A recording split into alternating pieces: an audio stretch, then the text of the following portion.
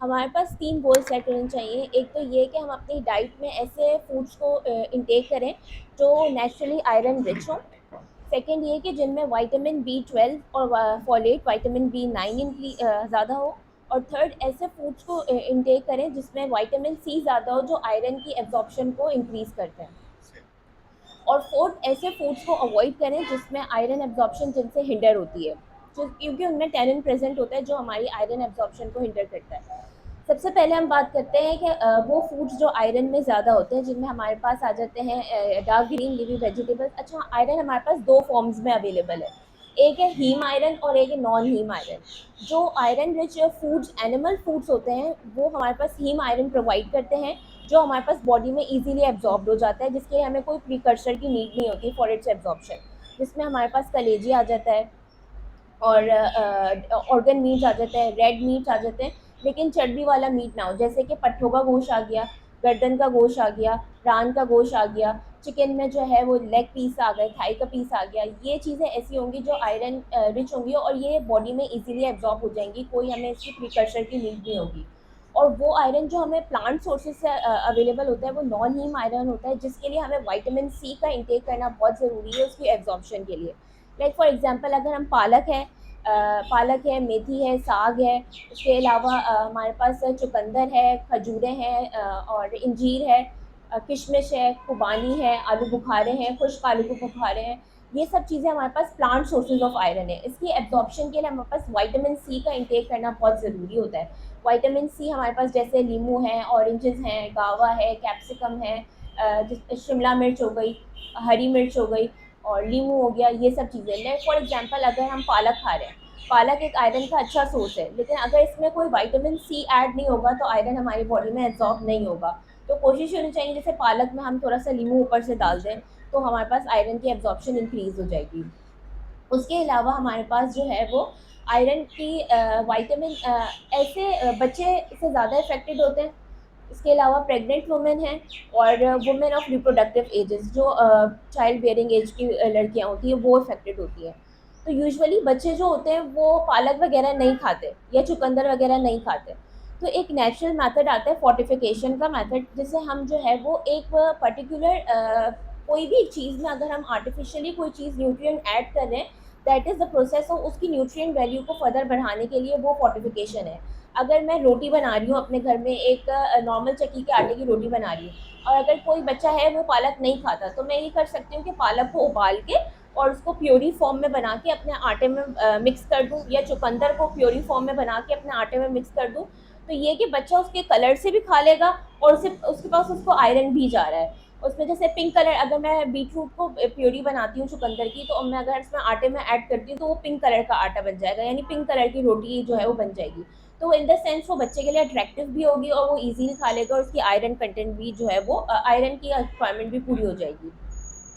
उसके अलावा जो ऐसे लोग होते हैं जो किसी कंडीशन के शिकार होते हैं, जैसे कि सीलिएक डिजीज़ है या डायलिसिस के पेशेंट हैं या कोई इंटरनल ब्लीडिंग वगैरह है, तो उनमें तो उन केस में ये होता है कि आप जो है वो अगर कोई फ्रूट्स या वेजिटेबल्स उनको अलाउड नहीं है, जैसे पालक वगैरह अलाउड नहीं है, तो उनके लिए नेचुरल सप्लीमेंट्स हैं कि आपने उन्हें सप्लीमेंट्स लेने हैं। लेकिन खा रहे होते हैं या शाम के कुछ भी खा रहे होते हैं, हम चाय ले रहे होते हैं। तो चाय, कॉफ़ी और ग्रीन टी में ऐसे केमिकल्स प्रेजेंट होते हैं जो टेनिन्स, पॉलीफिनॉल्स होते हैं, टेनिन्स जो आयरन की एब्जॉर्प्शन को हिंडर करते हैं। तो हमारी कोशिश होनी चाहिए कि खाने के साथ हम चाय ना लें, आधा 1 घंटे के वक्फे के बाद चाय लें, ताकि जो आयरन हम खाने से ले रहे हैं वो पहले प्रॉपर्ली बॉडी में एब्जॉर्ब हो जाए, उसके बाद हम जो है वो चाय वगैरह लें ताकि उसकी एब्जॉर्प्शन हिंडर ना हो। उसके अलावा जो है हमारे पास एक बहुत कॉमन है, एबीसी जूस के नाम से कहते हैं कि आपने आयरन डेफिशिएंट है तो आप एबीसी जूस लें। अच्छा, ये हम प्रॉपरली ये नहीं कह सकते कि एबीसी जूस आप लेंगे तो आपका आयरन जो है वो बिल्कुल सही हो जाएगा। एप्पल है, बीट रूट है एंड कैरेट है। एप्पल, एक बहुत बड़ा मिथ ये है कि जो है वो आयरन की कमी है, आपने एप्पल लेने हैं क्योंकि Apple rich source of iron है। ऐसा नहीं है, Apple rich source of iron नहीं है। इसका बाद से लोग, जो मैंने अपनी प्रैक्टिस में ऑब्जर्व किया है, कि लोग इससे अंदाज़ा लगाते हैं कि जैसे हम सेब को काटते हैं तो वो कलर उसका चेंज हो जाता है, काला टाइप हो जाता है, तो सब समझते हैं इसमें आयरन है, इस वजह से इसका जो है वो कलर चेंज हो रहा है। आयरन नहीं होता, उसमें एक कंपाउंड होता है पॉलीफिनॉल्स। जो हम इसको काटते हैं तो जब वो काटने के बाद जैसे ही वो एयर में होता है तो एयर की ऑक्सीजन से वो ऑक्सीडाइज होकर पॉलीफिनॉल ऑक्सीडेज बन जाता है, जिसकी वजह से मेलेनिन प्रोडक्शन होती है और वो ब्राउन कलर इख्तियार कर लेता है। तो इसका ये मतलब नहीं है कि आयरन जो है वो रिच सोर्स ऑफ आयरन है। आयरन का कंटेंट एप्पल में 1 to 2% हमारी डेली रिक्वायरमेंट के हिसाब से, यानी 0.2 mg आयरन होता है एक एप्पल में। तो लीस्ट सोर्स ऑफ आयरन जो है वो एप्पल है। उसके बाद एप्पल है, बीट रूट है। बीट रूट चुकंदर फोलेट रिच होता है, यानी विटामिन B9 रिच होता है, जो हमारे पास रेड ब्लड सेल की DNA और RNA की सिंथेसिस में वो हम जो है वो कंसिडर कर सकते हैं कि बीट रूट हम ले सकते हैं। उसके अलावा कैरेट्स है जो विटामिन A रिच है, वो भी हम जो है वो एज अ कॉम्बिनेशन उससे ले सकते हैं।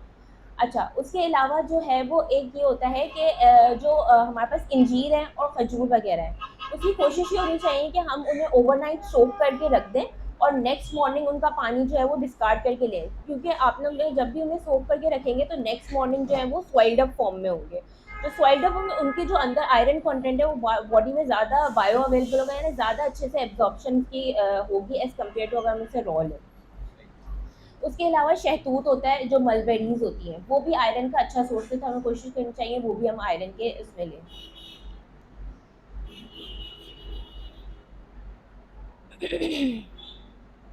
बस यही था कि आज हमने यही टॉपिक कवर किया कि जो हमारे पास 3 मेजर चीज़ों को हमें नोट डाउन करना है, वो ये कि हमारे फूड्स में आयरन और विटामिन B9 और B12 के फूड सोर्सेज का इंटेक ज़्यादा अच्छा हो, विटामिन C के फूड्स का इंटेक अच्छा हो, और आयरन जो हिंडर करते हैं एब्जॉर्प्शन, जिसमें चाय है, कॉफ़ी है, ग्रीन टी है, उसका इंटेक हम खाने के साथ ना करें। इसके अलावा जो फूड रिचेस सोर्सेज में है, डार्क ग्रीन लीवी वेजिटेबल्स आ गए, अनार आ गया, और हमारे पास पालक है, मेथी है, साग है, ये सब चीज़ें आयरन रिच हैं। और अगर हम बच्चों को एज एन फॉर्म देना चाह रहे हैं और वो नहीं ले रहे हैं, तो हमारे पास कोशिश ये होनी चाहिए कि हम एज एन प्योरी फॉर्म, अगर उनके लिए नगेट्स बना रहे हैं तो सिंपल से बिल्कुल बारीक चॉप बीट रूट, क्योंकि बच्चे जो है वो वेजिटेबल से दूर भागते हैं, तो हमें कोशिश होनी चाहिए बिल्कुल ग्राइंड फॉर्म में उनके जो है वो चिकन कबाब्स वगैरह में ऐड कर दें, तो एज एन जो है वो उनके साथ जो है वो उनका आयरन इंटेक भी चला जाए। Thank you. ये जो आपने, हाँ, उसका नाम है, शहतूत का नाम लिया ना जी आपने, साथ में ये जो ब्लूबेरीज और रेड बेरीज जी आती जी। हैं, ये भी आयरन रिच होती हैं। ये विटामिन सी रिच है, बेरीज, हाँ चेरीज हाँ हैं, हाँ। ब्लूबेरीज हैं, रेस्पबेरीज हैं, हमारे पास अवेलेबल ज़्यादा इजीली जो है वो चेरीज होती हैं चेरी, अच्छा। और ये मलबेरीज होती बस हैं। इसमें आयरन ज़्यादा नहीं होता। आयरन होता है एज कम्पेयर टू इनको, हमें विटामिन सी ज़्यादा होता है सही, एज कम्पेयर टू आयरन। सही। जी जी। लेस है हुँ, इसमें आयरन है, बट सही, रिचेस्ट सोर्स नहीं समझेंगे हम। सही, सही। जो हमारे पास एनिमल सोर्सेज से हुँ, आयरन आता है ना, वो ज़्यादा अच्छा होता है, जैसे कलेजी वगैरह आ गई, चिकन की मुर्गी की हुँ, कलेजी हो गई या बीफ की कलेजी हो गई।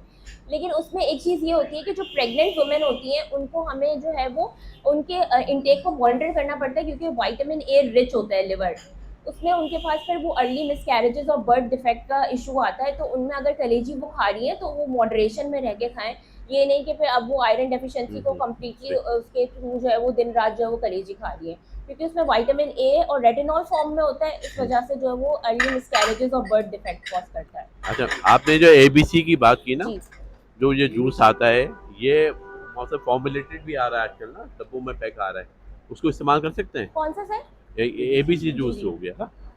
एप्पल एप्पल और जो आपका वो ना, एप्पल, कैरेट हो बीटरूट गया एंड और वो, कैरेट। हाँ, ये। अगर बीटरूट अगर आप नहीं ले रहे और इन द फॉर्म किसी के साथ लेना चाह रहे हैं तो ले सकते हैं, लेकिन हम इस जूस को as a iron deficient anaemic के, अगर कोई एनेमिक पेशेंट है और उसको हम रिचली बोले कि हाँ, आपने पर्टिकुलरली इस पर ये रिलाई इसमें करना है, वो वो नहीं है, सही नहीं वो होगा। सही नहीं होगा। ये अच्छा। कि आप अगर बीटरूट खाली नहीं ले सकते हुँ, तो हुँ, as an for a test आप उसको कंबाइन कर सकते हैं एप्पल के साथ एंड कैरेट के सही, साथ। ठीक। अच्छा, मैंगो को आप क्या कहेंगे कि mango is a rich source? Mango vitamin A rich है और विटामिन सी है, मैंगो में आयरन इतना होने के बराबर है। बेस्ट टाइम कौन सा है फ्रूट्स लेने का? बेस्ट टाइम फ्रूट्स लेने का बेस्ट टाइम है अर्ली मॉर्निंग आफ्टर ब्रेकफास्ट। नाश्ते से पहले भी फ्रूट लेना सही नहीं है और रात को सोते वक्त भी लेना फ्रूट सही नहीं है, क्योंकि हमारे पास फ्रूट इज टोटली कार्बोहाइड्रेट्स, उससे फ़ौरन जो है वो शुगर स्पाइक करती है। तो हम जब सो के उठते हैं और हम डायरेक्ट फ्रूट रहते हैं तो हमारी एकदम से शुगर स्पाइक करेगी। और उसके अलावा जब हम रात में सोते हैं, हमारी कोई वर्किंग नहीं होती, तो हम जो फ्रूट्स लेते हैं वो एकदम हमारी शुगर स्पाइक करेगी। इस वजह से हमारे पास जो है वो शुगर की स्पाइक होगी। तो हमारे पास, क्योंकि रात में कोई वर्किंग नहीं है हमारी, वो एक्सेसिव शुगर जो है वो अल्टीमेटली फैट में कन्वर्ट हो जाती है क्योंकि उसका यूजेज नहीं हो रहा। वो बेस्ट टाइम है आप जो है वो आफ्टर ब्रेकफास्ट ले लेंगे, स्नैक टाइम पे ले लें, रात के वक्त अवॉइड करें फूड।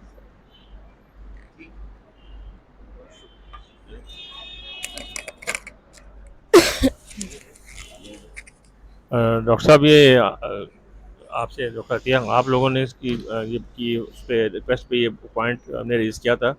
आप में से अगर किसी को अनीमिया के हवाले से कोई बात करनी हो तो दूसरा ये बताएं मुझे कि ये जो इसमें आपने बात की इसमें आयरन के साथ साथ फोलेट, क्योंकि फोलेट डेफिशिएंसी भी अनीमिया में बहुत काउंट करती है, तो डाइट में कोई ऐसी चीज़ है जो फोलेट या फोलिक एसिड का बहुत रिच सोर्स हो।